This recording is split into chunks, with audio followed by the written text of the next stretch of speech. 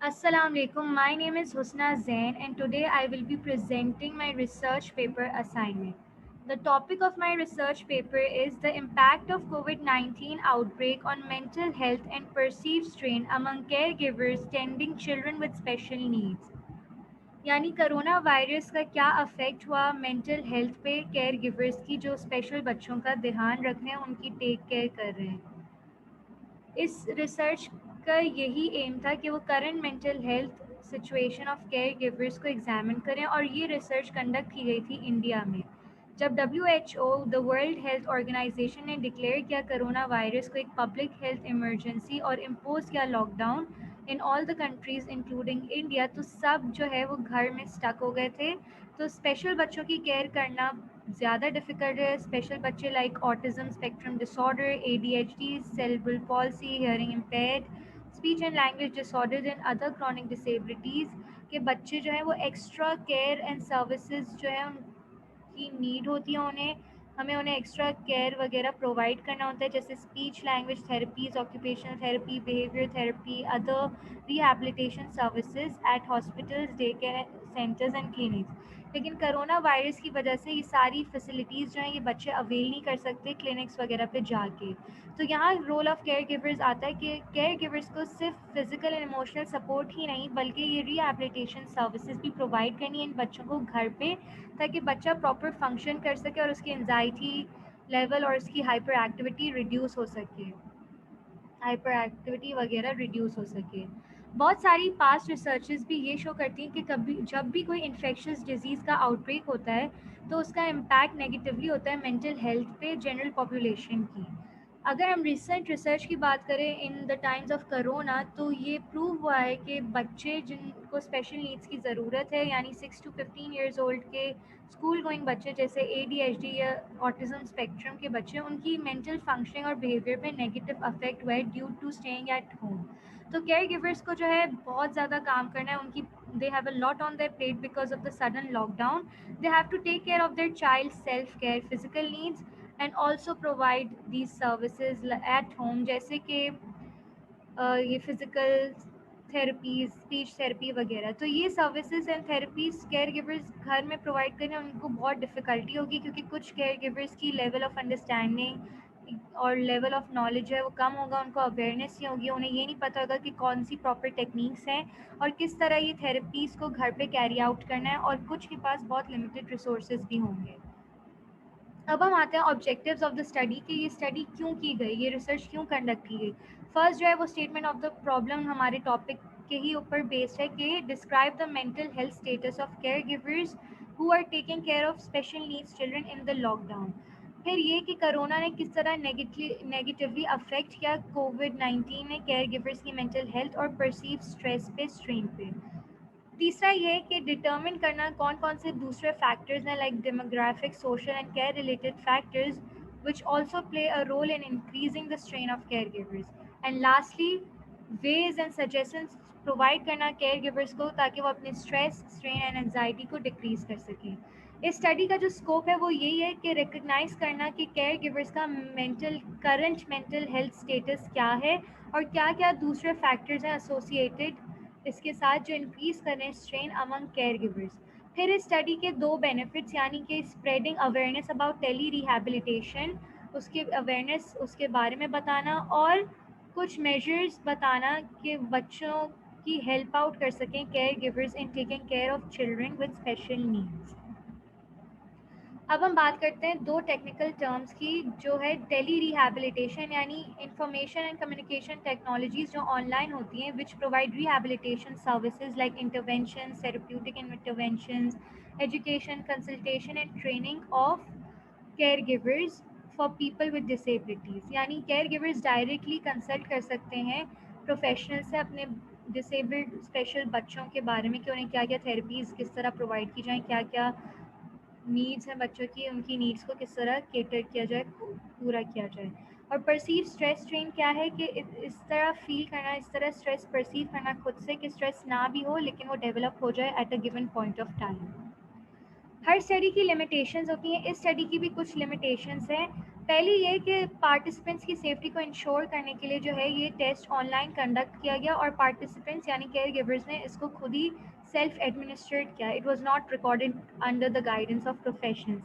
دوسرا یہ کہ دوسرے سمٹمز بھی جو ہیں وہ رول پلے کر رہے تھے to increase the stress and strain in care givers which could not be controlled.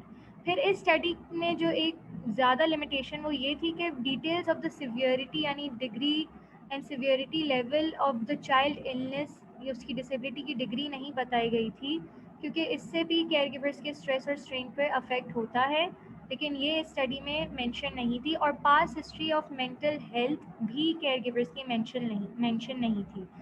اور لاسٹلی یہی تھا کہ آن لائن نیچر کا کویشچنر اسٹرکچر تھا. تو یہ اسٹڈی صرف ان میجر سٹیز میں ہوئی جہاں پہ انگلش کمپریہنشن اسکلس کے پارٹیسپینٹ زیادہ تھے. ریسرچ میتھڈالوجی میں سب سے پہلے ریسرچ ڈیزائن کیا تھا کہ یہ ایک آن لائن سروے تھا اور یہ پروفیشنلز کی مدد سے جو ہے ڈیولپ کیا گیا تھا. پارٹیسپینٹس تھے older than 18 years of age and primary caregivers یعنی مدرز اینڈ فادرز. انسٹرومنٹ میں کویشچنر ڈیزائن کیا گیا تھا جس میں چائلڈ کی general information, relation with the child, occupation of caregiver, diagnosis, relationship with work, financial status وغیرہ سب انکلوڈ تھا. اور پارٹیسپینٹس کیئر گیورس کی مینٹل ہیلتھ کو اسیس کرنے کے لیے جو اسکیل یوز کیا گیا تھا وہ تھا depression anxiety stress 21 scale DASS 21.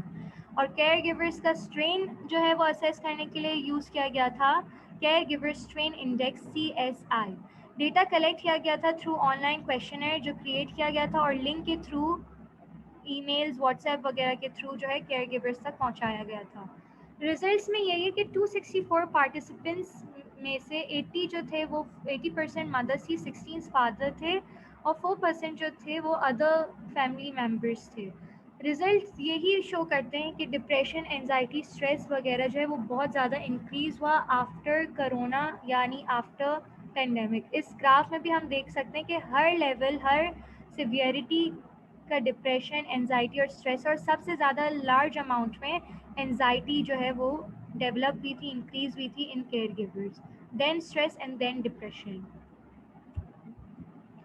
Over all result کی بات کریں تو ہائی انکریز ہوا ہے depression, stress, strain and anxiety among caregivers who are taking care of children with special needs.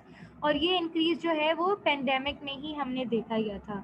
اس کے ساتھ ساتھ بہت سارے ڈفرینٹ فیکٹرز بھی تھے, limited information and resources about how to take care of special children and providing them health care services at home.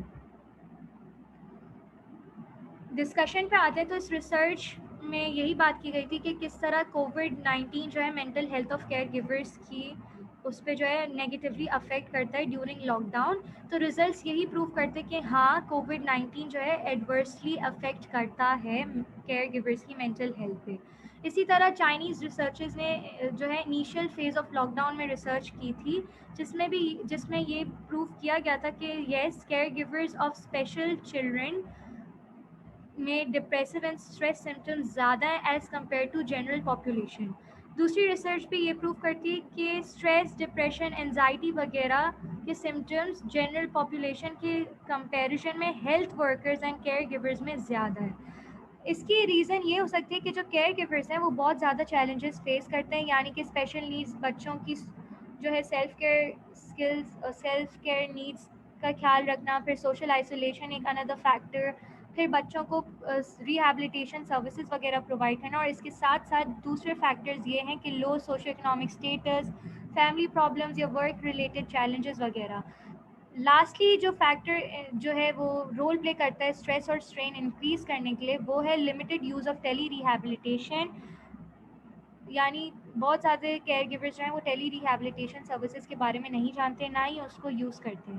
اگر ہم pandemic یعنی لاک ڈاؤن سے پہلے دیکھیں تو جو مین آف پرسیو اسٹرین تھا وہ 4.30 تھا ان کیئر گیورز, لیکن آفٹر لاک ڈاؤن جو ہے مین آف اسٹریس اینڈ اسٹرین جو ہے وہ 7.29 پہ انکریز ہوا, جس سے یہی پروو ہوتا ہے کہ ریپڈلی انکریز ہو گیا because of COVID-19 and lockdown. Conclusion میں یہی بات کی جاتی ہے کہ اگر کیئر گیورس کو پراپر کمیونیکیشن سروسز ملتی ہیں, ان کو بتایا جاتا ہے کہ ٹیلی ریہیبلیٹیشن سروسز کیا ہوتی ہیں, ان کے کیا بینیفٹس ہیں, ان کو کس طرح یوز کرنا ہے، ہوم کیئر تھراپی وغیرہ کس طرح پرووائڈ کرنی ہے، کاؤنسلنگ ان کی جاتی ہے، وہ کنسلٹ کر سکتے ہیں ڈائریکٹلی کسی بھی ایشو کے اوپر پروفیشنل سے. تو اس کی مدد سے جو ہے وہ پراپر جو ہے کیئر کر سکتے ہیں گھر پہ اپنے بچوں کی ڈیورنگ دا پینڈیمک. اب ہر ریسرچ جو ہے وہ کنڈکٹ کرنا فیوچر میں پاسبل نہیں ہے، لیکن یہ ریسرچ فیوچر میں پاسبل ہے کنڈکٹ کرنا. کیوں؟ یہ کبھی بھی کنڈکٹ کی جا سکتی ہے اگر جب بھی کوئی انفیکشس ڈیزیز ہوگا آگے جا کے جو activities daily living activities limit کر دے یا پینڈیمک کاز کر دے، تو یہ ریسرچ تب کنڈکٹ کی جا سکتی ہے.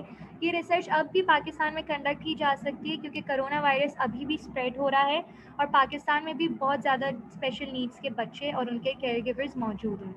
کچھ چینجز کے ساتھ یہ ریسرچ کنڈکٹ کرنی چاہیے، یعنی details of the severity of the illness of the child should be collected and included, and also the past history of mental symptoms and mental health of the caregivers should be observed and examined. Recommendations میں یہی دوں گی کہ ٹیلی rehabilitation services کے بارے میں جو ہے کیئر گیورز اور ہر کسی کو پتہ ہونا چاہیے کہ اس کے کیا بینیفٹس ہیں، اس کو کہاں کہاں ہم یوز کر سکتے ہیں تاکہ negative effects on mental health جو ہے وہ ڈکریز ہو سکیں.